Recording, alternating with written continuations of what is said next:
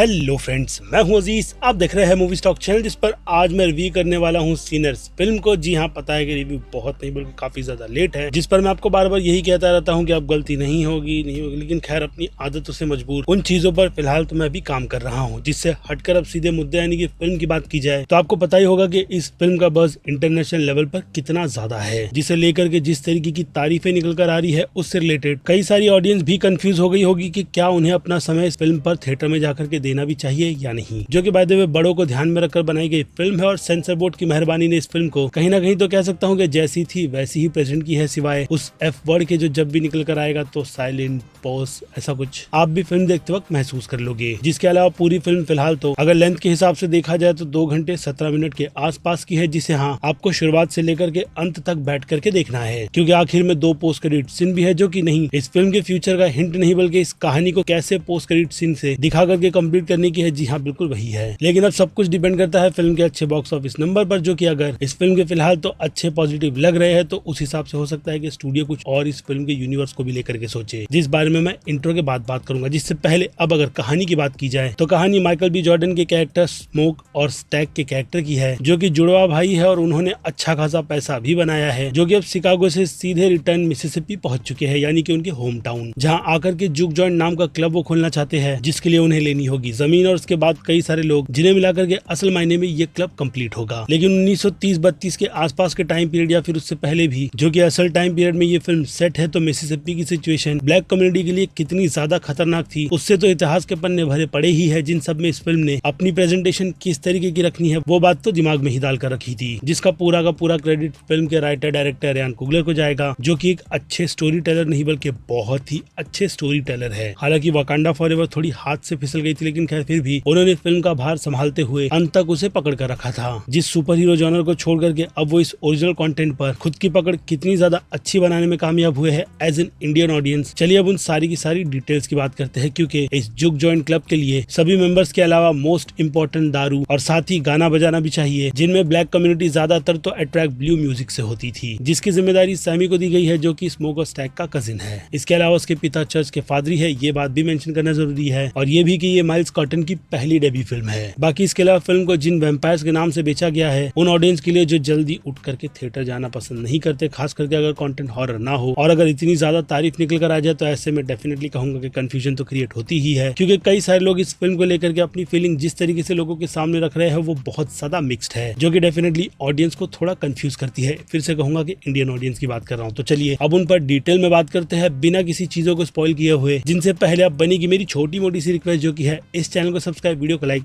और शेयर करने की तो कर लो।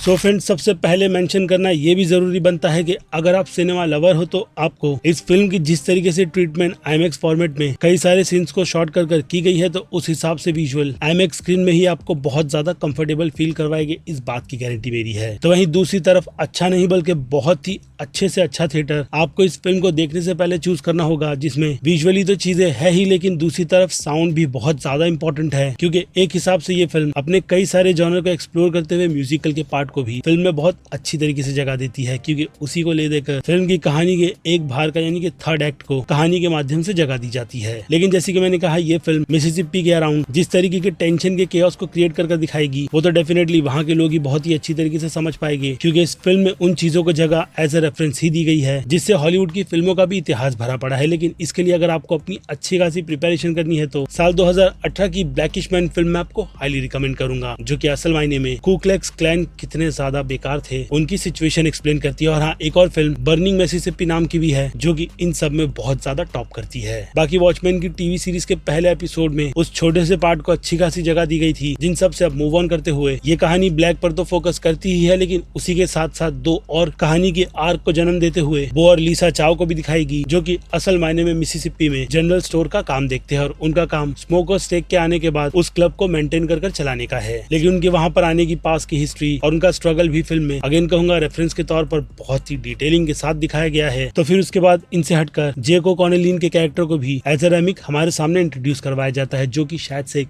आयरिश है, यानी प्योर व्हाइट ब्लड नहीं, जो असल मायने में इस सिचुएशन में खास करके मिसिसिपी साइड में ही फंस जाए तो उसके लिए भी सिचुएशन किस तरीके की होगी वो अगेन हमें डिटेल उनकी बातों से ही पता चलती है, क्योंकि ये फिल्म ज्यादातर तो हैवी डायलॉग्स के साथ अपनी कहानी के आर्क को रेडी कर रही थी, जिसके लिए डेफिनेटली स्टोरी टेलर भी बहुत ज्यादा स्ट्रॉन्ग होना चाहिए, जो कि मेरी नजर में रियान कुगलर है, जिन्होंने 2 घंटे 17 मिनट की इस रन टाइम की फिल्म को मेरे लिए तो कहीं से भी वो कहते हैं ना कि बोरिंग पार्ट वाली फिल्म बनाया ही नहीं, जिन्हें असल मायने में आज की टाइम पीरियड में फिल्म वो भी इस तरीके के टॉपिक को डील करते हुए लोगों के सामने कैसे प्रेजेंट करनी है वो बात बहुत अच्छी तरीके से पता है, क्योंकि अक्सर करके आज की तारीख में सारे नए क्रिएटर्स ने सिनेफाइल के बेंचमार्क को बोरिंग लेवल पर ले जाते हुए फिल्मों की पूरी डेफिनेशन ही चेंज कर दी है, जिस हिसाब से इस तरीके की फिल्मों को अक्सर करके थिएटर में देखते वक्त मैं बोर नहीं बल्कि बहुत ज्यादा बोर होता हूँ, क्योंकि इस तरीके की स्टोरी टेलिंग में अगर आप डिप्रेशन का भी सहारा ले रहे हो तो स्टोरी प्रेजेंटेशन काफी ज्यादा स्ट्रॉन्ग होना चाहिए, जो कि असल मायने में जैसे कि मैंने कहा आज की तारीख में क्रिएटर्स अक्सर करके फिल्म और सीरीज बनाने के माध्यम से ही भूल जाते हैं। लेकिन यहाँ पर जैसे कि मैंने कहा रियान कुगलर ने अपनी इस पूरी की पूरी फिल्म की पकड़ स्टोरी टेलिंग के मामले से ही इतनी ज्यादा अच्छी बना करके रखी थी कि जब शुरुआत में फिल्म छोटे से आइडियाज को यानी कि इस वर्ल्ड में क्या कुछ होगा म्यूजिक के माध्यम से उनकी डिटेल्स देती है और सीधे अपने काम पर लग जाती है, जिसके बाद फिर क्या इस फिल्म की कहानी के पूरे आर्क को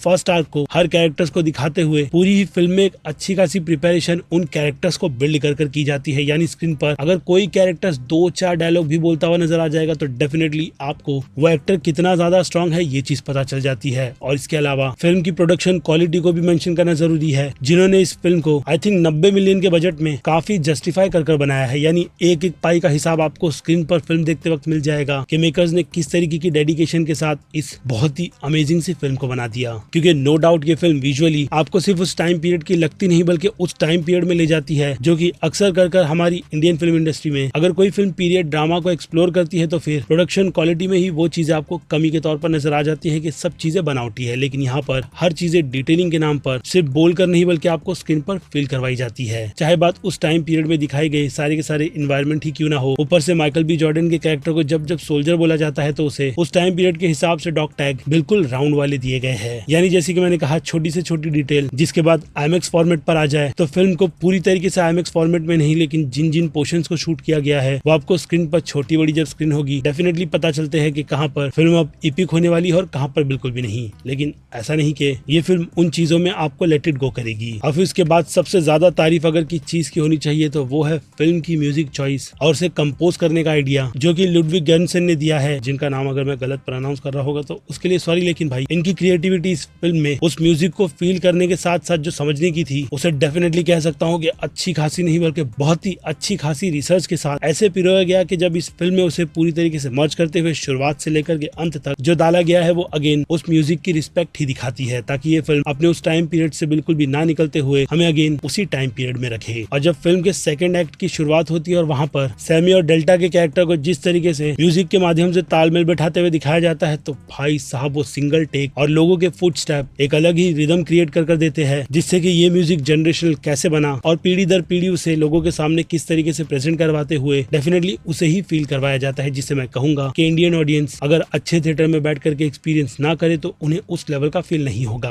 और फिर से बातें निकल कर आ जाएगी कि इंडियन शास्त्रीय संगीत हमने बिल्कुल उस तरीके से बना रखा है कि उसका कोई तोड़ नहीं, जो कि मैं मानता हूँ कि अपनी जगह पर बिल्कुल ठीक है, लेकिन हर एक देश म्यूजिक को लेकर के अपनी प्रेजेंटेशन के साथ ही काफी ज्यादा ऑनेस्ट रहा है। ऐसे में अगर ब्लू म्यूजिक को खुद उसके मेकर समझते हुए लोगों के सामने काफी ज्यादा ऑनेस्टी से रख रहे हैं तो मैं उसकी रिस्पेक्ट भी करूंगा, क्योंकि नो डाउट फिल्म देखने के बाद मैं उस रिदम को गुनगुनाते हुए घर तक आया था। और फिर क्या इसके उसी म्यूजिक ने मुझे इतना ज्यादा अट्रैक्ट किया कि मैंने दूसरी बार जाकर के इस फिल्म को फिर से उसी माहौल में घुस करके फील किया है। और ये भी कि ये फिल्म उस मामले में कितनी ज्यादा ग्रेट और परफेक्ट है, जो कि आज की तारीख में असल मायने में ये भी बताती है कि इस तरीके के ओरिजिनल कंटेंट और कहानियां सुपर हीरो से निकल करके बहुत सारी पड़ी है, जिन पर बस नजर डालने की देरी है। लेकिन खैर बॉक्स ऑफिस नंबर और लोगों की समझ फिल्मों के टेस्ट को लेकर के बहुत ज्यादा बदली है, जिसमें कहीं ना कहीं रियान कुगलर ने भी मार्वल की तरफ रुक कर उन जिम्मेदारी से थोड़ा बहुत मुंह तो मोड़ा ही था। लेकिन खैर अब अगर इस तरीके के ओरिजिनल कंटेंट पर वो आगे और भी चीजों को एक्सप्लोर करना चाहते हैं तो गुड टू गो। मेरी तरफ से फिलहाल तो बात यही रहेगी। और इस फिल्म को देख करके अंदर से मार्वल के लिए ये भी दुख होता है कि भाई साहब बगल में बच्चा शहर में ढिंडोरा, उनका बिल्कुल वही वाला हिसाब था। जो बात अगर आपको समझ नहीं आ रही तो मैं ब्लेड की बात कर रहा हूँ और दूसरी तरफ डायरेक्टर रियान कुगलर की। लेकिन खैर उससे हटकर फिल्म पर ही रहे तो फिल्म की कहानी सिर्फ इसके वर्ल्ड बिल्ड को ही नहीं बल्कि जो एक्टर्स को एक्टिंग करने के टैलेंट के साथ दिखाती है, उन सब में कैरेक्टर्स को भी इतनी अच्छी तरीके से लिखा गया है कि हम उन कैरेक्टर से खुद को काफी अच्छी तरीके से कनेक्ट कर लेते हैं। इतना कि सिर्फ उनकी बातचीत से ही उनकी पास्ट और प्रेजेंट में सिचुएशन किस तरीके की है वो डेफिनेटली पता चलती है, और फिर उसके बाद उन कैरेक्टर्स के साथ कुछ भी हो तो अंदर से भी बुरा लगता ही है। जिस फिल्म की सिंपल सी कहानी, जिस फिल्म की एक हिसाब से ये सिंपल सी कहानी अगेन इन कैरेक्टर्स को रिच नहीं बल्कि भाई मेरे लिए तो नेक्स्ट लेवल ही ले गई। जिन सब में अब अगर छोटी सी प्रॉब्लम की बात करूं तो वो है माइकल बी जॉर्डन के दो कैरेक्टर्स, यानी कि वो जुड़वा भाई, जिनमें अगर थोड़े बहुत गेटअप को चेंज किया जाता तो थोड़ी चीजें अच्छी समझ आती, क्योंकि जब भी उन दोनों को स्क्रीन पर देख रहा था तो थोड़ी सी कंफ्यूजन क्रिएट हो गई थी। लेकिन इसके अलावा दोनों ही एक्टर्स ने अपने डिफरेंट कैरेक्टर को समझते हुए कह सकता हूँ कि परफॉर्मेंस थोड़ी सी अलग दी है। लेकिन इन सब में अगर किसी को शाइन होने का मौका मिलता है तो मेरी नजर में वो माइल्स कैटन ही है, जिनकी ये पहली डेब्यू फिल्म उनके टैलेंट को भी दिखाती है और ये भी कि वो इस इंडस्ट्री में फिलहाल तो अच्छी तरीके से टिकने के लिए आए हैं। और इसके अलावा बाकी सारे एक्टर्स अपने रोल में तो अपना 100% देते ही है, लेकिन फिर वेटरन एक्टर डैन लॉय लिंडो की बात करूं तो आज की तारीख में कैश एंड ग्रैब वाली सिचुएशन इस तरीके के एक्टर्स को लेकर के निकल कर आती है, लेकिन जो उन्होंने अपने कैरेक्टर के रिदम को पकड़ते हुए वो कहते हैं ना कि अपने अंदर के एक्टर को जगाया था भाई, स्क्रीन प्रेजेंट उनकी भी मेरी नजर में स्ट्रॉन्ग बन जाती है। जिसके अलावा अगर आप हेली स्टाइनफील्ड का नाम सुनना चाहते हो तो वो फिल्म में ठीक ठाक सी थी, मेरा रिएक्शन कुछ उसी तरीके का था, क्योंकि उनके कैरेक्टर को लेकर के फिल्म में चीजें लिखी तो गई थी लेकिन शायद से वो उस कैरेक्टर के साथ हमें उतनी अच्छी तरीके से कनेक्ट नहीं करवा पाती। लेकिन हाँ भाई, विलन की प्रेजेंस और उसके कैरेक्टर आर्क को काफी अच्छी तरीके से बिल्ड किया गया कि मानो उसके साथ पास में जो कुछ भी हुआ हो वो उन सब से आगे निकलते हुए खुद को अब एक अपनी भगवान वाली सिचुएशन में रखता है कि मानो लोगों के सारे सोल्यूशन वो वहां पर आकर के चुटकी में सॉल्व कर देगा। बाकी खैर, अगर एक एक एक्ट्रेस को पकड़ करके अगर उनके कैरेक्टर की बात करूं तो वीडियो बहुत ज्यादा लंबी हो जाएगी, जो कि डेफिनेटली मैं चाहता तो हूं करने के लिए, लेकिन खैर आज की तारीख में लोगों को वीडियो भी थोड़ी छोटी चाहिए, क्योंकि रिव्यू के नाम पर लोग डिटेल नहीं बल्कि सिर्फ ये जानना चाहते हैं कि फिल्म अच्छी है या बुरी, जो बात मैं शुरुआत में ही हर बार क्लियर कर देता हूँ। लेकिन पता नहीं क्यों उन्हें हर बार कमेंट में आकर के यही लिखना है कि वीडियो थोड़ी छोटी बनाया करो, तो उनके लिए शॉर्ट वाला सेक्शन भी अवेलेबल है, बस क्लिक करो, जाओ जाकर वो वीडियो देखो अगर बड़ी वीडियो देखने का गुदा नहीं है तो। बाकी दूसरे डिपार्टमेंट की भी बात की जाए तो जैसे कि मैंने कहा, ये फिल्म अपने हर एक डिपार्टमेंट में काफी डिटेलिंग से सारी चीजों को ऐड करते हुए खुद को एक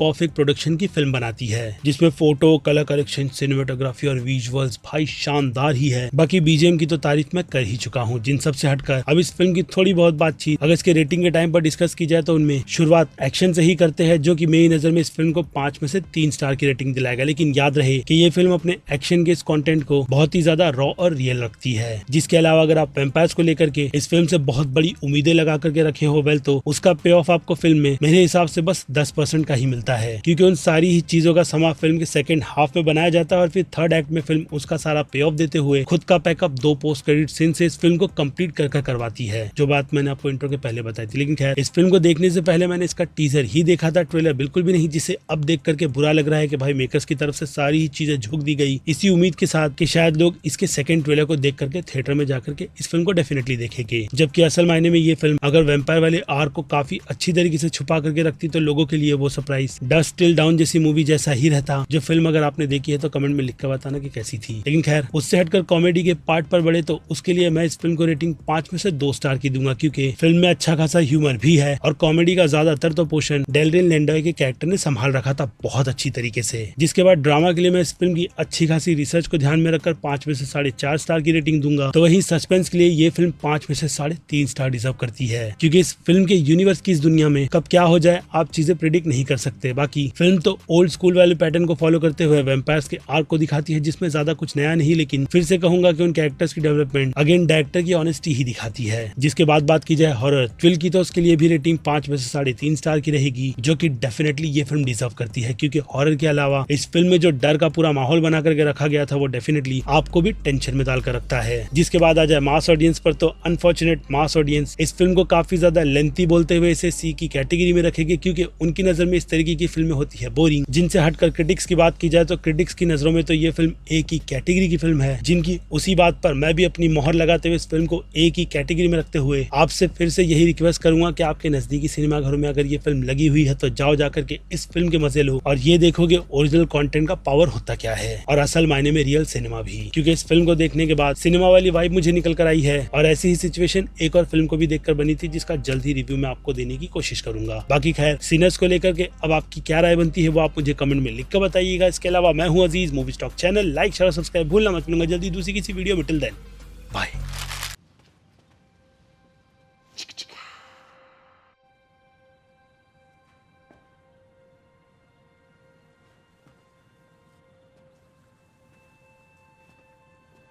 you're still here. It's over. Go home.